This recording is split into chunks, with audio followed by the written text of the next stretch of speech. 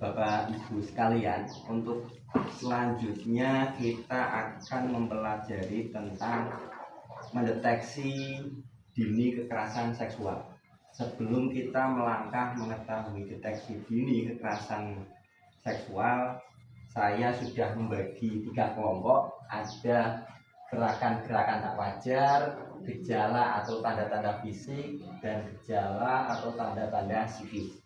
Ini saya ada beberapa contoh-contoh, silakan Bapak Ibu nanti bisa menempelkan sesuai apakah termasuk gerakan tak wajar atau termasuk tanda-tanda fisik atau tanda-tanda psikis. Monggo Bapak Ibu bisa dibagi nanti ditempel. Oke, terima kasih Bapak-bapak dan Ibu-ibu. Jenengan semua sudah berusaha mencocokkan sesuai gejala yang timbul. Masalah benar salah itu urusan belakang. Yang penting sudah berusaha mencoba. Terus kita mencoba identifikasi satu persatu apa itu tanda-tanda kekerasan seksual. Terus terjadi kekerasan seksual berupa gejala fisik, berupa gerakan tak wajar, ataupun gejala-gejala psikis. Yang pertama, dilihat dari gerakan-gerakan yang tidak wajar. Kedua bahu terangkat sehingga menutupi leher. Ini merupakan sebuah gerakan refleks yang refleks untuk menutupi gangguan dari luar. Makanya ini merupakan gerakan-gerakan yang tak wajar. Makanya bahu secara refleks menutupi leher untuk melindungi tubuhnya karena merasa trauma. Terus yang kedua, kepala tertunduk ke dalam. Kenapa ke dalam? Ya karena ada rasa takut, rasa trauma, berusaha untuk melindungi. Kedua tangan dan kedua kaki menyipul erat, wedi, takut serangan-serangan dari luar. Lutut terkau ke dalam, tubuh menekuk, mata berkedip-kedip, wajah pucat pasi dan lain-lainnya. Ini merupakan beberapa indikasi dari terjadi kekerasan seksual berupa gerakan-gerakan yang tak wajar. Terus yang selanjutnya, ketika dilihat dari gerakan-gerakan gejala-gejala yang berupa gejala fisik. Yang pertama, sakit jika memakai celana dalam dan mengeluh kesulitan atau kesakitan saat BAB dan BAK. Ibu-ibu, bapak, ada yang tahu BAB dan BAK? Buang air besar. BAB buang air besar, BAK buang air kecil. Terus ada cedera pada buah dada, bokong, perut bagian bawah, paha, sekitar alat kelamin atau dubur. Ini berupa gejala-gejala fisik karena mungkin atau ada tekanan-tekanan yang tidak wajar sehingga terjadi cedera. Terus memar di bagian tubuh atau gigi cedera atau tanggal, ini ucul, tugel, seperti itu saat pelaku menyergap dan memaksa korban merapat di dinding atau korban melawan. Ini karena ada gigi tanggal atau luka memar karena kondisi korban tadi melawan terhadap si pelaku sehingga terjadi berupa memar di bagian itu. Selanjutnya, rasa panas dan nyeri di area genital dan terasa sakit jika disentuh. Selanjutnya, cara jalan yang tak wajar, agak mengangkang. Contohnya seperti dulu bapak-bapak setelah sunat itu kan berjalannya ngangkang. Itu berarti ada, kalau sunat bukan kekerasan seksual itu ya, tapi memang ada hal yang tidak wajar sehingga ada perubahan dengan cara berjalan. Ditemukan bekas bercak darah atau cairan di dalam celana dalam anak. Ada cairan-cairan atau berkas yang tidak wajar. Biasanya tidak ada, tapi kok ada. Mungkin yang sudah pernah menikah paham lah ya berkas-berkas apa itu. Kita lanjut ke gejala psikis. Gejala psikis, gejala bentuk-bentuk traumatis atau kejiwaan. Si anak berubah menjadi bocahnya pendiam, suka cemas, sidik-sidik gelisah, temu mungkin Kalau korbannya perempuan, temu laki-laki, merasa takut, cemas, bingung, seperti itu. Sering mengurung diri, takut ditinggalkan sendirian, karena merasa dirinya terancam terus. Jadi ketika ditinggal di rumah sendirian, takut. Ditinggal di pinggir jalan, di sekolahan sendirian, mereka takut. Terus menunjukkan keluhan-keluhan fisik yang tidak dapat dijelaskan penyebabnya, seperti pusing, sakit perut, dan masalah makan. Sulit tidur dan mimpi buruk diikuti mengigau karena terbayang sesuatu yang hal-hal yang tidak diinginkan. Sulit konsentrasi dan sulit belajar sehingga tak mampu menyelesaikan tugasnya. Perilaku kemunduran, mengisap ibu jari. Tapi kalau mengisap ibu kota, gede Bu. Jadi kalau mengisapnya ibu jari saja. Kemunduran kemampuan berbicara, mengompor, itu adalah gejala-gejala yang berupa gejala psikis. Oke, bisa dipahami ya Bapak Ibu ya sampai sini ya. Kira-kira apa Bapak Ibu? Seumpama ada saudara kita, anak kita, atau keluarga terdekat kita mengalami kekerasan seksual, apa namanya? Dikasih Oke. Mungkin ada yang lain? Cukup ya. Kita lanjut untuk gejala psikis pada anak usia 13 sampai 18 tahun. Ini memang ada pembahasan khusus bagi anak 13 sampai 18 tahun karena ini memang usia-usia yang sangat rentan sekali. Salah satunya gejala psikisnya keluhan fisik yang tidak jelas penyebabnya, kecemasan terus-menerus serta gugup. Ada lagi agresif atau sebaliknya menutup diri, menarik diri, tidak mau sekolah, tidak mau bersosial, temu orang lain. Yang lebih parah lagi merusak diri untuk mengatasi rasa marah. Karena saking marahnya terjadi kekerasan seksual pada dirinya, saking marahnya beliau tidak bisa mengungkapkan, malah efeknya yang membahayakan, merusak diri. Merusak dirinya mungkin konsumsi narkoba atau mengurung diri, tidak mau makan, atau mungkin lebih ekstrim lagi mau bunuh diri. Itu bisa-bisa saja kalau itu. Karena memang di usia-usia 13 sampai 18 tahun usianya sangat agresif, ini kadang meluapkan rasa amarahnya ini kadang yang berlebihan. Terus kita lanjut tadi ketika saya tanyakan sifat-sifat seumpama orang tua mengalami jika anaknya mengalami gejala-gejala kekerasan seksual, apa sih sebenarnya yang harus kita lakukan? Sebenarnya Bapak Ibu sekalian, atau mungkin anaknya mengalami, ataupun saudaranya mengalami, tetangga, yang pertama tidak panik, tidak panik.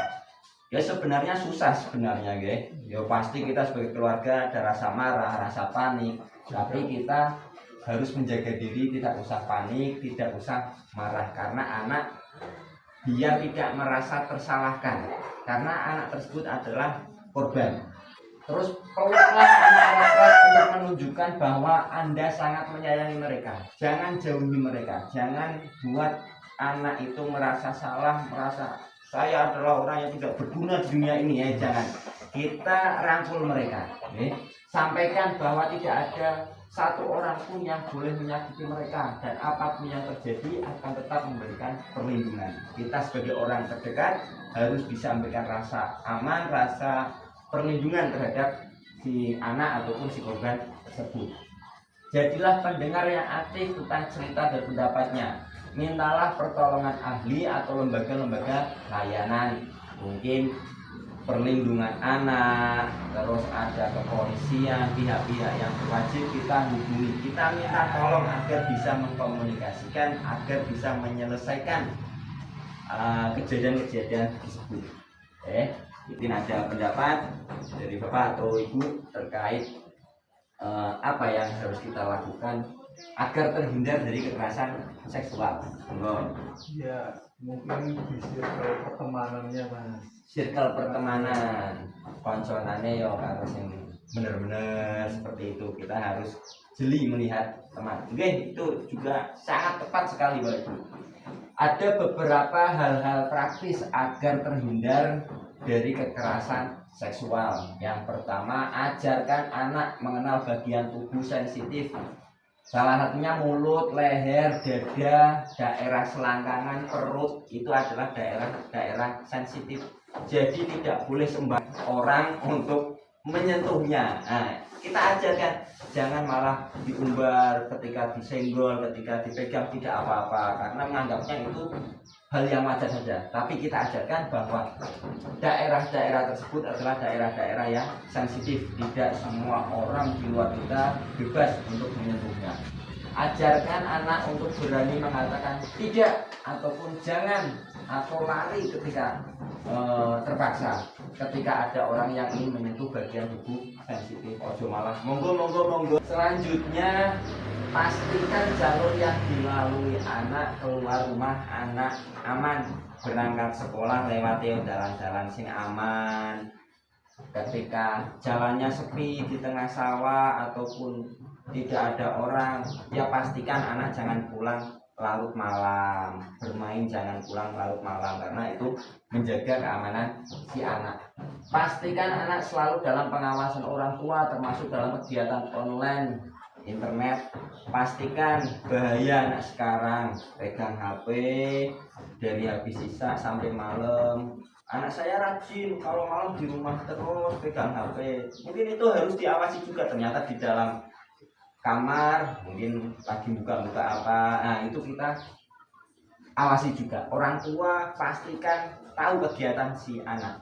Walaupun kita sebagai orang tua dulu belum mengalami masa-masa gadget, kita harus berusaha memahami manfaat dan kemudorotan dari si gadget tersebut. Terus pastikan anak bersama orang yang dikenal dan dipercaya. Ajarkan anak untuk tidak menerima pemberian apapun dari orang yang tidak dikenal. Pastikan rumah aman dari bahan-bahan yang berbau pornografi. Terus berikan kontak yang bisa dihubungi dalam situasi apapun. Dengar cerita anak pada kejadian-kejadian apapun. Orang tua harus bersikap sebagai sahabat. Orang tua harus bersikap sebagai teman. Jadi harus bisa mendengar keluhan, cerita-cerita dari si anak. Mungkin ini terkait tanda-tanda terjadi kekerasan seksual. Mungkin sampai sini sudah dipahami ya Bapak Ibu. Oke Bapak Ibu sekalian, selanjutnya saya ingin bercerita. Silakan Bapak Ibu dengarkan. Oke. Ini ada cerita tentang anak tidak mau sekolah. Ini ada anak kelas 1 SD tidak mau berangkat sekolah. Dia namanya Nina. Nina itu anaknya Bu Eda. Nah, Nina ini menangis pada suatu hari itu, menangis di depan rumah, terseduh-terseduh sampai sesenggukan karena tidak mau berangkat sekolah. Pokoknya mau sekolah. Di saat Nina nangis tidak mau sekolah, ada seorang ibu bernama Ibu Atik. Ibu Atik ini tetangganya Ibu Eda. Ibu Atik ini bersama anaknya menghampiri Nina. Sebagai tetangga, lumrah kan ya, Bu Atik berusaha menenangkan Nina. Pun-punin, nah, tidak usah menangis. Ayo berangkat sekolah bersama dengan Ibu Atik ini yang mau mengantarkan si anaknya juga. Tapi di saat Ibu Atik sedang membujuk, mendiamkan Nina yang sedang menangis, merayu Nina agar bisa berangkat sekolah kembali, lalu dari dalam rumah Ibu Eda malah keluar dengan wajah yang marah. Ibu Eda memang tampaknya tidak terima dengan sikap Bu Atik. Tidak terima sikapnya Bu Atik yang menenangkan si Nina, padahal si Nina anaknya sendiri, anaknya Bu Eda. Bu Eda menganggapnya bahwa Bu Atik ini ikut campur terhadap urusan keluarganya, urusan Bu Eda dengan anaknya si Nina. Dianggapnya Bu Atik ini milu-milu ikut serta dalam urusan keluarganya. Sampai Bu Eda ini mengeluarkan kata-kata, Bu Ati, ngapain ngurusi urusan orang, urus saja anak sendiri. Bu Eda pun segera menarik Nina yang sedang nangis, ditarik ke dalam rumah dengan terus memarahinya, diomel-omel terus Nina.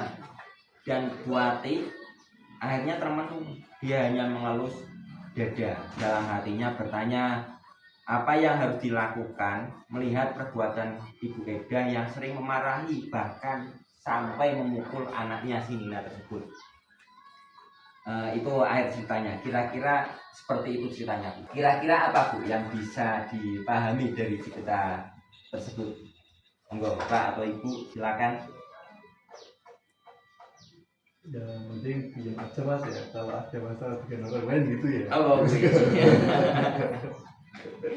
oke. Bu Eda ini sikapnya benar apa tidak sih Bu?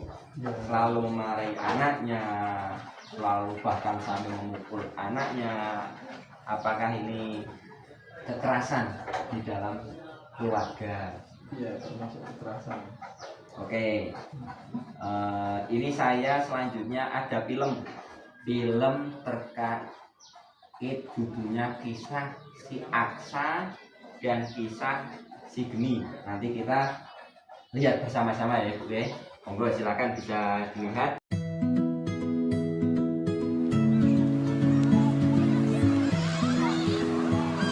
Serunya bermain bola. Ada siapa itu? Ada orang mau kasih bola baru buat Aksa. Wah, Aksa pingin sekali.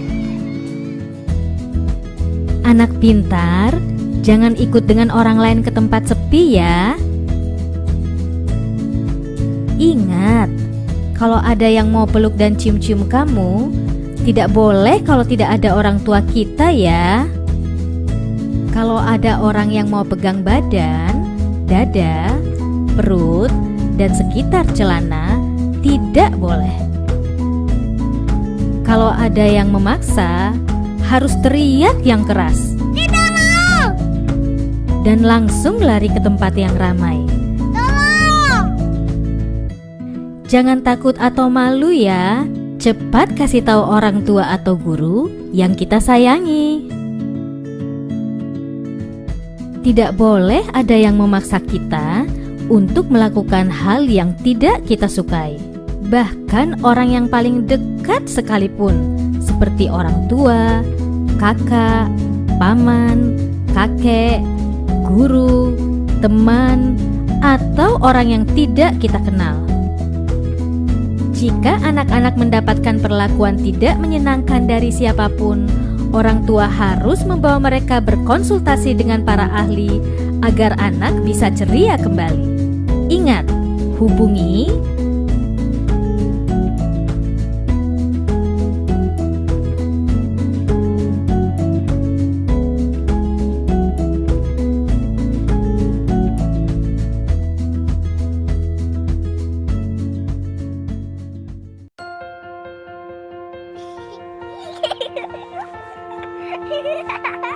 senangnya waktu bermain. Lihat itu. Ada yang mau kasih permen enak. Boleh nggak ya? Kalau tidak ada ibu atau ayah, tidak boleh ya. Anak pintar, jangan ikut orang yang tak dikenal ya. Ingat, kalau ada orang mau cium-cium kamu di tempat sepi, tidak boleh ya. Juga kalau ada orang mau pegang badan, dada, perut, dan sekitar celana, itu tidak boleh. Kalau ada yang memaksa, harus teriak yang keras. Tidak mau! Dan langsung lari ke tempat yang ramai. Tolong! Jangan takut atau malu ya. Cepat kasih tahu orang tua atau guru yang kita sayangi. Tidak boleh ada yang memaksa kita untuk melakukan hal yang tidak kita sukai. Bahkan orang yang paling dekat sekalipun, seperti orang tua, kakak, paman, kakek, guru, teman, atau orang yang tidak kita kenal. Jika anak-anak mendapatkan perlakuan tidak menyenangkan dari siapapun, orang tua harus membawa mereka berkonsultasi dengan para ahli agar anak bisa ceria kembali. Ingat, hubungi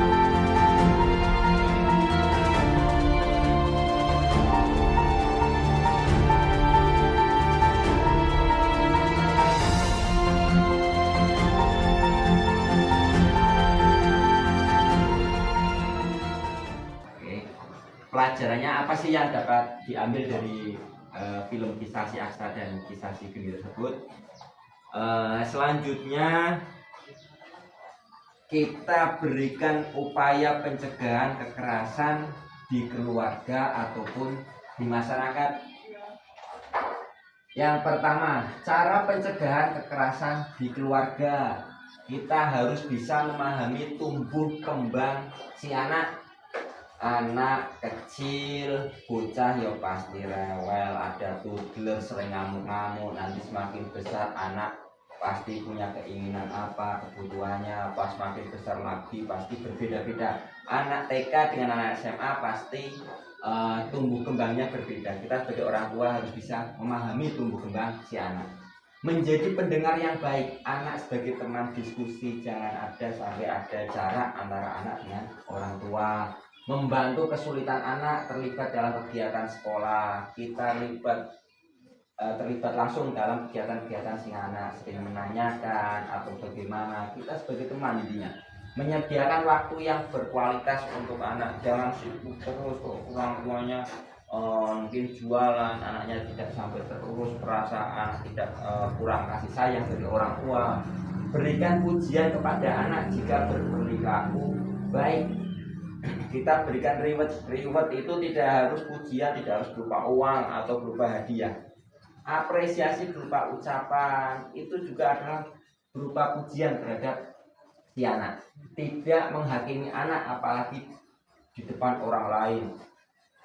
Nggak usah bicara anak, Bu. Jenengan sendiri kalau dihakimi di depan orang lain pasti rasanya wah ora karuan apa maneh anak dihakimi di depan orang lain. Pasti langsung perasaannya berubah. Tidak memberi julukan negatif pada si anak, berikan julukan yang positif. Si ganteng, si pinter. Nah itu julukan positif sekaligus doa terhadap si anak. Jangan berikan julukan yang negatif. Mengenali pergaulan anak. Anakku itu sekarang bolone sopo, kembulane karo sopo. Itu melakukan kegiatan bersama termasuk beribadah, ngajak kalau anaknya laki-laki ya diajak Jumatan bareng-bareng, maghrib di rumah kumpul diajak jamaah bareng-bareng, imamnya si bapak, makmumnya si ibu, makmumnya si anak. Wah ini luar biasa sekali, ini rumah tangga yang idaman sekali Mengikuti perkembangan informasi dan teknologi, orang tua harus bisa memahami perkembangan teknologi sekarang zamannya apa. Ternyata HP saat ini ternyata ada fitur video call, ternyata bisa melihat orang sini dengan orang sana, bisa melihat langsung wajahnya. Nah, itu kita harus tahu ternyata HP sekarang ada seperti itunya. Jangan mudah panik jika menghadapi anak melawan, sini langsung melawan, pecah sisa gue. Mengasuh adalah tanggung jawab orang tua, suami dan istri, bapak dan ibu, suami dan istri. Jangan lempar tanggung jawab. Ini adalah kewajiban orang tua sebagai bapak dan ibu. Terus cara pencegahan kekerasan di dalam masyarakat, peduli pada tetangga, pertemuan RT RW maupun kegiatan keagamaan, sebaiknya membahas juga tentang pengasuhan anak yang benar. Pertemuan RT RW, pertemuan keagamaan, yasinan, tahlilan di musola. Yuk kita bahas, lingkungan kita aman apa tidak untuk pergaulan si anak. Kok di pojok sana ternyata ada pergaulan anak seperti ini, apa yang harus kita lakukan. Itu komunikasikan dengan masyarakat bersama-sama. Mengenali lembaga-lembaga perlindungan anak dan bagaimana mengaksesnya. Melapor ke lembaga perlindungan anak atau aparat setempat jika ada dugaan terjadinya kekerasan pada si anak. Jika mengetahui melihat kekerasan, maka wajib membantu anak untuk segera diamankan. Itu adalah beberapa bentuk cara pencegahan kekerasan di dalam keluarga dan cara pencegahan kekerasan di dalam masyarakat. Oke, Bapak Ibu, mungkin sampai sini bisa dipahami, deh. Oke, terima kasih.